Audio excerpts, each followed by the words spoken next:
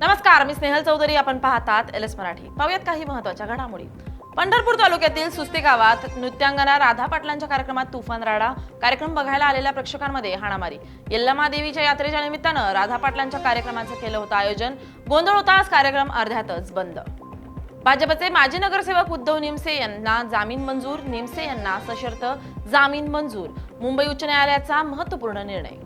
पुणे, सोलापूर आणि अहिल्यानगरच्या नागरिकांसाठी वरदान ठरलेल्या उजनी धरणात 63.31 टीएमसी पाणीसाठा शिल्लक.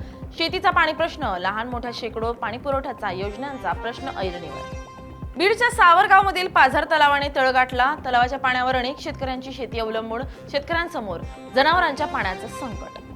छत्रपती संभाजीनगरमध्ये नवीन पाणी योजनेला पुन्हा ब्रेक. जॅकवेल गेटला गळती लागली. पाणी पुरवठा महिनाभर लांबण्याची शक्यता. संभाजीनगरच्या दौलताबाद घाटात पुजाराला मारहाण. पोलीस असल्याचं सांगत पुजाऱ्यावर हल्ला. मंदिरात मोजे न काढता प्रवेश. पुजारानं टोकलं. मारहाणीची घटना सीसीटीव्हीत कैद. पुण्यात आजोबाकडूनच चिमुकलीवर अत्याचाराचा प्रयत्न. नागरिकांच्या सतर्कतेमुळे मोठा अनर्थ टळला. आरोपी अटकेत, पोलिसांची माहिती. रायगडच्या श्रीवर्धन बांगमंडला बसचा अपघात.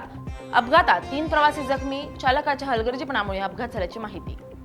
अहिल्यानगरच्या राहतामध्ये धक्कादायक घटना. सासरच्या छळाला कंटाळून विवाहितेची विहिरीत उडी घेत आत्महत्या. 2 वर्षांपासून सुरू होता सासरच्या व्यक्तींकडून विवाहितेचा छळ सहन न झाल्यानं महिलेनं उचललं टोकाचं पाऊल. सिंहगड किल्ला परिसरात पर्यटकांचा थरारक अपघात घडला असून रेस्क्यू टीमच्या तत्परतेमुळे त्याचा जीव वाचला. सूर्यास्ताचे फोटो काढताना गवतावरून पाय घसरल्यानं अंदाजे 150 फूट खोल दरीत पर्यटक कोसळला. या होत्या काही महत्त्वाच्या घडामोडी. पाहत राहा एलएस मराठी.